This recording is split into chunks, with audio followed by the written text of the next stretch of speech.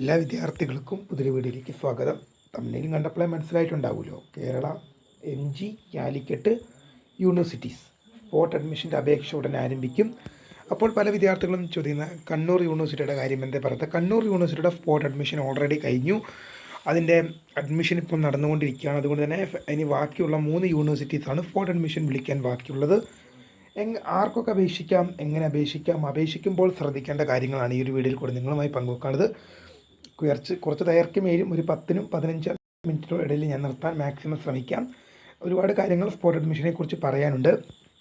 വിശദമായ വാർത്തയിലേക്ക് പോകുന്നതിന് ആദ്യമായിട്ട് ചാനൽ കാണുന്ന വിദ്യാർത്ഥികളുണ്ടെങ്കിൽ ഇപ്പോൾ തന്നെ മറക്കണ്ട സബ്സ്ക്രൈബ് ചെയ്ത് കൂടെ പ്രത്യേകം ശ്രദ്ധിക്കുക. ഡിഗ്രി അഡ്മിഷനുമായി ബന്ധപ്പെട്ടും സെമസ്റ്ററുകൾ സംബന്ധിച്ചുള്ള അറിയിപ്പുകളും ആദ്യം തന്നെ നിങ്ങളിലേക്ക് എത്തിക്കുന്ന ഒരു ചാനലാണ്. അതുകൊണ്ട് തന്നെ സബ്സ്ക്രൈബ് ചെയ്ത് വെക്കാൻ ഓർമ്മിക്കുക. സബ്സ്ക്രൈബ് ചെയ്തതിനൊപ്പം നോട്ടിഫിക്കേഷൻ ബെല്ലുകളിലെ ഓൾ ഓപ്ഷൻ എനേബിൾ ചെയ്യാനും ചാനൽ വീഡിയോസ് നിങ്ങൾക്ക് ഉപകാരപ്പെടുന്നുണ്ടെങ്കിൽ തീർച്ചയായും ലൈക്ക് ചെയ്യാനും സുഹൃത്തുക്കളിലേക്ക് ഷെയർ ചെയ്യാനോട് പ്രത്യേകം ശ്രദ്ധിക്കുക. അപ്പോൾ നമുക്ക് ഈ വീഡിയോയിലേക്ക് പോകുമ്പോൾ നമ്മുടെ ചാനലിൽ വീഡിയോ കാണുന്ന 100 വിദ്യാർത്ഥികൾ വീഡിയോ കാണുമ്പോൾ 10 പേർ പോലും ചാനൽ സബ്സ്ക്രൈബ് ചെയ്യുന്നില്ല. അപ്പോൾ വിദ്യാർത്ഥികൾ അങ്ങനെ അവിടെ തീർച്ചയായും സബ്സ്ക്രൈബ് ചെയ്യുക. നോട്ടിഫിക്കേഷൻ ബെല്ലുകളിലെ ഓൾ ഓപ്ഷൻ എനേബിൾ ചെയ്യുക. ചാനൽ വീഡിയോസ് നിങ്ങൾക്ക് ഉപകാരപ്പെടുന്നുണ്ട് തീർച്ചയായും ലൈക്ക് ചെയ്യുക, സുഹൃത്തുക്കളിലേക്ക് ഷെയർ ചെയ്യുക. അപ്പോൾ നമുക്ക് ഈ വീഡിയോയിലേക്ക് പോകാം.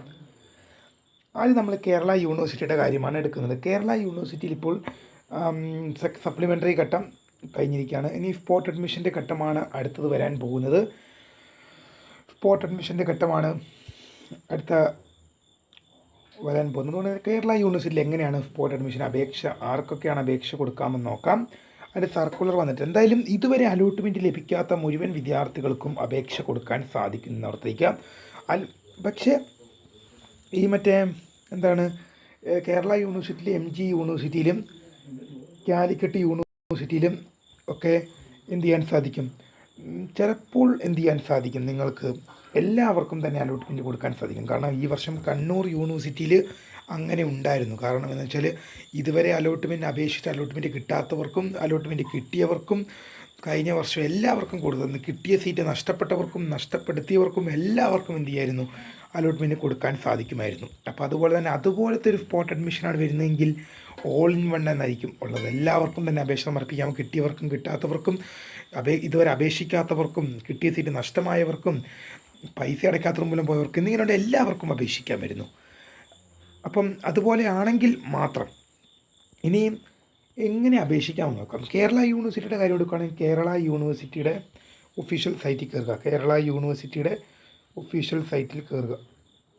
കേരള യൂണിവേഴ്സിറ്റിന്ന് ഗൂഗിളിലോ ക്രോമിലോ കയറി നിങ്ങൾക്ക് സെർച്ച് ചെയ്യാൻ സാധിക്കുന്നതാണ്. കേരള യൂണിവേഴ്സിറ്റി എന്ന് നിങ്ങൾക്ക് സെർച്ച് ചെയ്ത് കഴിഞ്ഞാൽ നിങ്ങൾക്ക് അവരുടെ ഒഫീഷ്യൽ വെബ്സൈറ്റിലേക്ക് കയറാൻ സാധിക്കും. ഒഫീഷ്യൽ വെബ്സൈറ്റിൽ കയറി കഴിഞ്ഞാൽ അവിടെ നിങ്ങൾക്ക് FYUG ക്യാപ്പ് എന്ന് കാണും. FYUG ക്യാപ്പ് എന്ന് ഇപ്പോൾ ആ ലിങ്ക് അവിടെ ഉണ്ട്. പക്ഷേ എൻ്റെ അപേക്ഷ ഒന്നും ആരംഭിച്ചിട്ടില്ല. അതിൽ ക്ലിക്ക് ചെയ്തുകൊണ്ട് 4 year undergraduate centralised allotment process എന്നാണ് FYUG ക്യാപ്പിൻ്റെ ഫുൾ ഫോം. അതിൽ ക്ലിക്ക് ചെയ്തുകൊണ്ട് ഇതുവരെ അപേക്ഷ സമർപ്പിച്ചൊരു വിദ്യാർത്ഥിയാണെങ്കിൽ നിങ്ങൾക്ക് ആപ്ലിക്കേഷൻ ID-യും പാസ്വേഡും നൽകി ലോഗിൻ ചെയ്ത് കഴിഞ്ഞ് നിങ്ങൾക്ക് എന്ത് ചെയ്യാം, ലോഗിൻ ചെയ്തുകൊണ്ട് തന്നെ നിങ്ങൾക്ക് കോളേജുകളിൽ പോയിട്ട് എന്ത് ചെയ്യാൻ സാധിക്കും, അപേക്ഷകൾ കൊടുക്കാൻ സാധിക്കും. കോളേജുകളിൽ അപേക്ഷ കൊടുക്കുമ്പോൾ നിങ്ങൾ ശ്രദ്ധിക്കേണ്ട കാര്യങ്ങൾ, നിങ്ങൾ ഏതൊക്കെ കോളേജിലാണോ അപേക്ഷ കൊടുക്കുന്നത് ആ കോളേജുകൾ നിങ്ങളുടെ പ്രൊഫൈൽ ലോഗിനിൽ അപ്ഡേറ്റ് ചെയ്തിട്ടുണ്ടാവണം. അതായത് ആപ്ലിക്കേഷൻ ID-യും പാസ്വേഡും വെച്ച് ലോഗിൻ ചെയ്ത്, ഉദാഹരണത്തിന് ഇപ്പോൾ നിങ്ങൾ ഇന്ന കോളേജ് കൊടുക്കുകയാണെങ്കിൽ ആ കോളേജ് നിങ്ങളുടെ ഓപ്ഷനിൽ ഇല്ലാത്ത കോളേജ് ആണെങ്കിൽ നിങ്ങൾ പ്രൊഫൈൽ ലോഗിൻ ചെയ്തുകൊണ്ട് പുതിയ ഓപ്ഷനായിട്ട് നിങ്ങൾ എന്ത് ചെയ്യണം, ആ കോളേജ് ഉൾപ്പെടുത്താൻ നിങ്ങൾക്ക് അവസരം ലഭിക്കുന്നതാണ്. അങ്ങനെ ഉൾപ്പെടുത്തേണ്ടതാണ്. ഓക്കെ ആണല്ലോ, ക്ലിയർ ആണല്ലോ. അങ്ങനെ നിങ്ങൾക്ക് നിങ്ങളുടെ ആപ്ലിക്കേഷൻ്റെ പ്രിൻ്റ് നിങ്ങൾക്ക് ഓരോ കോളേജുകളിലും കൊണ്ടുപോയിട്ട് ഏത് കോഴ്സിനാണെന്നോ എഴുതി നിങ്ങൾക്ക് അപേക്ഷ സഹിതം നിങ്ങൾക്ക് എന്ത് ചെയ്യാൻ സാധിക്കും, ഓരോ കോളേജുകളിലേക്കും കൊണ്ടുപോയി ആപ്ലിക്കേഷനായി നിങ്ങൾക്ക് അപേക്ഷ കൊടുക്കാൻ സാധിക്കുന്നതാണ്. അങ്ങനെ നിങ്ങൾക്ക് ഓരോ കോളേജുകളിലും പോയിട്ടാണ് നിങ്ങളുടെ ആപ്ലിക്കേഷൻ്റെ പ്രിൻ്റ് ഇട്ടിട്ടാണ് നിങ്ങൾ സ്പോട്ട് അഡ്മിഷനായി അപേക്ഷിക്കേണ്ടത്. പിന്നെ അപേക്ഷിക്കുമ്പോൾ ശ്രദ്ധിക്കേണ്ട കാര്യങ്ങൾ എന്തൊക്കെയാണെന്ന് വിദ്യാർത്ഥികൾ ചോദിക്കുന്നുണ്ട്. നിങ്ങളുടെ ആപ്ലിക്കേഷൻ്റെ പ്രിൻറ്റും പിന്നെ നിങ്ങൾ വെള്ള പേപ്പറിൽ എഴുതിയ ഒരു അപേക്ഷയുമാണ് നിങ്ങൾക്ക് സ്പോട്ട് അഡ്മിഷനിൽ പങ്കെടുക്കുന്നതിന് വേണ്ടി ആവശ്യമുള്ളത്. വെള്ള പേപ്പറിൽ എന്താണെന്ന് വെച്ചാൽ ഉദാഹരണത്തിന് കേരള യൂണിവേഴ്സിറ്റിയുടെ കോളേജായ യൂണിവേഴ്സിറ്റി കോളേജിലേക്ക് BA ഹിസ്റ്ററിയിലേക്ക് എനിക്കൊരു നിലവിൽ ഒഴിഞ്ഞു കിടക്കുന്ന വേക്കൻസിയിലേക്ക് ഞാൻ എന്ത് ചെയ്യുന്നു, അപേക്ഷിക്കുന്നു എന്നാവശ്യപ്പെട്ട്, ഇപ്പോൾ എൻ്റെ പേര് സ്കറിയാണെങ്കിൽ എല്ലാത്തിൻ്റെ ഇടയിൽ എന്ത് ചെയ്യുക, സ്കറിയ എന്നെഴുതി എന്ത് ചെയ്യുക, ഞാൻ ഒപ്പിട്ട് കൊടുക്കുക. അങ്ങനെയാണ് ചെയ്യേണ്ടത്. അപ്പോൾ നിങ്ങളുടെ പേരെന്താണോ അങ്ങനെ നിങ്ങൾ എഴുതി ഒപ്പിട്ട് കൊടുക്കുക. അങ്ങനെയാണ് ചെയ്യേണ്ടത്. ഇനി നമുക്ക് എം ജി യൂണിവേഴ്സിറ്റിയുടെ കാര്യം എടുക്കാം. എം ജി യൂണിവേഴ്സിറ്റിയുടെ അപേക്ഷ ഉടൻ ആരംഭിക്കുമെന്നല്ല പറയണത്. എം ജി യൂണിവേഴ്സിറ്റിയുടെ അപേക്ഷ ആരംഭിച്ചു. മഹാത്മാഗാന്ധി യൂണിവേഴ്സിറ്റി എന്ത് ചെയ്തു, ഇപ്പോൾ എന്ത് ചെയ്തിട്ടുണ്ട്, ഇന്ന് മുതൽ അപേക്ഷ ആരംഭിച്ചിട്ടുണ്ട്. സ്പോട്ട് അഡ്മിഷൻ്റെ രജിസ്ട്രേഷൻ എം ജി യൂണിവേഴ്സിറ്റി ആരംഭിച്ചിട്ടുണ്ട്. ആർക്കൊക്കെ അപേക്ഷിക്കാം എന്നുള്ള വിധത്തിൽ നിങ്ങൾക്ക് സർക്കുലർ നിങ്ങൾക്കെല്ലാം ലഭ്യമാണ്. ഏതായാലും ഇതുവരെ അലോട്ട്മെൻറ്റ് കിട്ടാത്ത വിദ്യാർത്ഥികൾക്കെല്ലാം അപേക്ഷിക്കാൻ സാധിക്കും. കിട്ടാത്ത എങ്ങനെയാണ് അപേക്ഷ സമർപ്പിക്കാമെന്ന് നോക്കാം. അതിന് നിങ്ങൾ ഗൂഗിളിലോ ക്രോമിലോ കയറി എം ജി യൂണിവേഴ്സിറ്റി എന്ന് സെർച്ച് ചെയ്യുക. M G university means Mahatma Gandhi university എന്ന് ഗൂഗിളിലോ ക്രോമിലോ കയറി നിങ്ങൾക്ക് ഡയറക്റ്റായിട്ട് സെർച്ച് ചെയ്ത് കഴിഞ്ഞാൽ നിങ്ങൾക്ക് തുറന്നു വരുന്ന പേജിൽ ഡയറക്ടറേറ്റ് ഓഫ് അഡ്മിഷൻ എന്നൊരു ലിങ്ക് കാണും. അതിൽ ക്ലിക്ക് ചെയ്ത് കഴിഞ്ഞാൽ നിങ്ങൾക്ക് അവിടെ എന്ത് ചെയ്യാൻ സാധിക്കും, CAPയുടെ ലിങ്ക് കാണാൻ സാധിക്കും. FIUG CAP, അത് 4 year undergraduate centralised allotment പ്രോസസ്സിൻ്റെ ലിങ്ക് കാണാൻ സാധിക്കും. നിങ്ങൾക്ക് അതിൽ ക്ലിക്ക് ചെയ്ത് കഴിഞ്ഞാൽ നിങ്ങളുടെ ആപ്ലിക്കേഷൻ ഐ ഡിയും പാസ്വേഡും ഡിസ്ട്രിക്റ്റ് നൽകി ലോഗിൻ എന്ന ഐക്കണിൽ ക്ലിക്ക് ചെയ്യാൻ സാധിക്കും. ലോഗിൻ എന്ന ഐക്കണിൽ ക്ലിക്ക് ചെയ്ത് കഴിയുമ്പോൾ നിങ്ങൾക്ക് അപേക്ഷ സമർപ്പിക്കാൻ സാധിക്കും. പിന്നെ സ്പോട്ട് അഡ്മിഷൻ ഇതുവരെ രജിസ്റ്റർ ചെയ്യാത്ത വിദ്യാർത്ഥികൾക്കും അപേക്ഷിക്കാം. അത് ഞാൻ കേരള യൂണിവേഴ്സിറ്റിയുടെ കാര്യം പറഞ്ഞപ്പോൾ പറയാൻ വിട്ടുപോയ കാര്യമാണ്, ഇപ്പോൾ പറയാം. അത് നമ്മൾക്ക് കേരള യൂണിവേഴ്സിറ്റി ആയാലും എം ജി യൂണിവേഴ്സിറ്റി ആയാലും കാലിക്കറ്റ് യൂണിവേഴ്സിറ്റി ആയാലും ഇതുവരെ അപേക്ഷ സമർപ്പിക്കാൻ സാധിക്കാത്തൊരു വിദ്യാർത്ഥിയാണെങ്കിൽ നിങ്ങൾ എന്ത് ചെയ്യണം, ആദ്യം നിങ്ങളുടെ വിവരങ്ങളൊക്കെ വെച്ച് നിങ്ങൾ ലോഗിൻ ചെയ്ത് പുതിയൊരു ആപ്ലിക്കേഷൻ നിങ്ങൾ സമർപ്പിക്കണം. പുതിയ ആപ്ലിക്കേഷൻ സമർപ്പിച്ച ശേഷം നിങ്ങൾ രജിസ്ട്രേഷൻ ഫീ കേരള യൂണിവേഴ്സിറ്റിക്ക് 600 രൂപയാണ്, എം ജി യൂണിവേഴ്സിറ്റിക്ക് 800 രൂപയാണ്, കാലിക്കറ്റ് യൂണിവേഴ്സിറ്റിക്ക് 470 ജനറൽ കാറ്റഗറിയുടെ ഫീ ആണ് ഞാൻ പറഞ്ഞത്. SC കാറ്റഗറി ആകുമ്പോൾ നിങ്ങൾക്ക് കുറച്ച് കുറഞ്ഞ് കിട്ടും. അപ്പോൾ അങ്ങനെ നിങ്ങൾ അപേക്ഷ ആപ്ലിക്കേഷൻ്റെ പ്രിൻറ്റ് സഹിതമാണ് കൊണ്ട് കൊടുക്കേണ്ടത്. അത് പറയാൻ വിട്ടുപോയെങ്കിലും കുഴപ്പമില്ല, എല്ലാ യൂണിവേഴ്സിറ്റിയിലും കോമൺ ആയിട്ട് ചെയ്യേണ്ട കാര്യങ്ങളാണ് അത് തന്നെ. നിങ്ങൾക്ക് ആപ്ലിക്കേഷൻ്റെ പ്രിൻറ്റ് കൊണ്ട് കോളേജുകളിൽ ഇടുകയാണ് ചെയ്യേണ്ടത്. അപ്പോൾ അങ്ങനെ വരുമ്പോൾ നിങ്ങൾ എന്ത് ചെയ്യുക, ഇതുവരെ അലോട്ട്മെൻറ്റിന് അപേക്ഷിക്കാത്തൊരു വിദ്യാർത്ഥിയാണെങ്കിൽ കേരള യൂണിവേഴ്സിറ്റി ആയാലും എം ജി യൂണിവേഴ്സിറ്റി ആയാലും കാലിക്കറ്റ് യൂണിവേഴ്സിറ്റി ആയാലും എന്ത് ചെയ്യാൻ സാധിക്കും, നിങ്ങൾക്ക് ആപ്ലിക്കേഷൻ ഇതുവരെ അപേക്ഷ സമർപ്പിക്കാൻ സാധിക്കാതെ നിങ്ങളുടെ വിവരങ്ങളൊക്കെ വെച്ച് നിങ്ങൾക്ക് എന്ത് ചെയ്യാൻ സാധിക്കും, അവിടെ രജിസ്റ്റർ കേരള യൂണിവേഴ്സിറ്റിയുടെ കാര്യമായിക്കോട്ടെ രജിസ്റ്റർ എന്ന ലിങ്ക് കാണാൻ സാധിക്കും. എം ജി യൂണിവേഴ്സിറ്റിയുടെ ആയാലും രജിസ്റ്റർ എന്ന ലിങ്ക് കാണാൻ സാധിക്കും. അതിൽ ക്ലിക്ക് ചെയ്തുകൊണ്ട് നിങ്ങൾക്ക് application I D password create ചെയ്യുകയും ശേഷം ബാക്കിയുള്ള ഡീറ്റെയിൽസ് ഒക്കെ നൽകി നിങ്ങൾക്ക് ഒരു ആപ്ലിക്കേഷൻ പ്രിൻ്റ് ഔട്ട് നിങ്ങൾക്ക് കേരള യൂണിവേഴ്സിറ്റി ആകുമ്പോൾ ജനറൽ കാറ്റഗറിക്ക് 600 രൂപയും എം ജി യൂണിവേഴ്സിറ്റിക്ക് ജനറൽ കാറ്റഗറിക്ക് 800 രൂപയും കാലിക്കറ്റ് യൂണിവേഴ്സിറ്റി ആകുമ്പോൾ 470 രൂപയുമാണ് ജനറൽ കാറ്റഗറിക്ക് വരുന്നത്. അപ്പോൾ SC കാറ്റഗറി ആകുമ്പോൾ ചിലപ്പോൾ 600 എന്നുള്ളത് ഒരു 300 ആകും, 800 എന്നുള്ളത് ചിലപ്പോൾ 400 ആകും, 470 എന്നുള്ളത് ചിലപ്പോൾ ഒരു 200 ഒതുങ്ങി കിട്ടും. അപ്പോൾ അങ്ങനെയാണ് രജിസ്ട്രേഷൻ ഫീസ് ഉണ്ടായിരുന്നത്. അതിൽ മാറ്റം വന്നിട്ടുണ്ടോ എന്ന് അറിയത്തില്ല, സാധാരണ മാറ്റം വരാൻ സാധ്യതയുള്ളതല്ല. അപ്പോൾ നിങ്ങൾക്ക് നോക്കിയിട്ട് ചെയ്യാവുന്നതാണ്. എങ്ങനെയാണ് അപേക്ഷ സമർപ്പിക്കാൻ നോക്കിയിട്ട് ഇതുവരെ അപേക്ഷ സമർപ്പിക്കാൻ സാധിക്കാത്തൊരു വിദ്യാർത്ഥിയാണെങ്കിൽ നിങ്ങൾക്ക് എന്ത് ചെയ്യാൻ സാധിക്കും, നിങ്ങൾക്ക് ആപ്ലിക്കേഷൻ ഐ ഡിയും പാസ്വേഡും ക്രിയേറ്റ് ചെയ്യാൻ രജിസ്റ്റർ ഹിയർ എന്നൊരു ലിങ്ക് കാണാൻ സാധിക്കും. അതിൽ ക്ലിക്ക് ചെയ്തുകൊണ്ട് ആപ്ലിക്കേഷൻ ഐ ഡിയും പാസ്വേഡ് നൽകി ലോഗിൻ എന്ന ഐക്കണിൽ ക്ലിക്ക് ചെയ്തുകൊണ്ട് നിങ്ങളുടെ ആപ്ലിക്കേഷൻ ഐ ഡിയും പാസ്വേഡ് നൽകി ലോഗിൻ ചെയ്ത് കഴിഞ്ഞാൽ നിങ്ങൾക്ക് ബാക്കി ഡീറ്റെയിൽസ് എല്ലാം എൻ്റർ ചെയ്ത് പണവും കൂടെ അടച്ചു കഴിഞ്ഞാൽ നിങ്ങളുടെ ആപ്ലിക്കേഷൻ്റെ പ്രിൻറ്റ് നിങ്ങൾക്ക് കിട്ടും. അതുകൊണ്ട് കോളേജിൽ പോകും. പക്ഷേ നിങ്ങൾ നേരത്തെ അപേക്ഷ സമർപ്പിച്ചൊരു വിദ്യാർത്ഥിയാണെങ്കിൽ നിങ്ങൾക്ക് എന്ത് ചെയ്താലും ഓൾറെഡി ആപ്ലിക്കേഷൻ്റെ പ്രിൻ്റ് ഔട്ടൊക്കെ നിങ്ങളുടെ കയ്യിൽ കാണും. അല്ലെങ്കിൽ നിങ്ങൾക്ക് ഏത് കേരള യൂണിവേഴ്സിറ്റി ആയിക്കോട്ടെ എം ജി ആയിക്കോട്ടെ കാലിക്കറ്റ് ആയിക്കോട്ടെ ഇതിൽ ആപ്ലിക്കേഷൻ ഐ ഡിയും പാസ്വേഡും ഡിസ്ട്രിക്റ്റ് നൽകി ലോഗിൻ ചെയ്ത് കഴിഞ്ഞാൽ നിങ്ങൾക്ക് എന്ത് ചെയ്യാൻ സാധിക്കും, ആപ്ലിക്കേഷൻ്റെ പ്രിൻറ്റ് കംപ്ലീറ്റ് പ്രൊഫൈൽ എന്നൊരു ലിങ്ക് കാണാൻ സാധിക്കും. അല്ലെങ്കിൽ പ്രൊഫൈൽ എന്നൊരു ഓപ്ഷൻ അതിൽ ക്ലിക്ക് ചെയ്താൽ നിങ്ങളുടെ ആപ്ലിക്കേഷൻ്റെ പ്രിൻറ്റ് നിങ്ങൾക്ക് മൊബൈലിലേക്ക് ഡൗൺലോഡ് ചെയ്ത് കിട്ടും.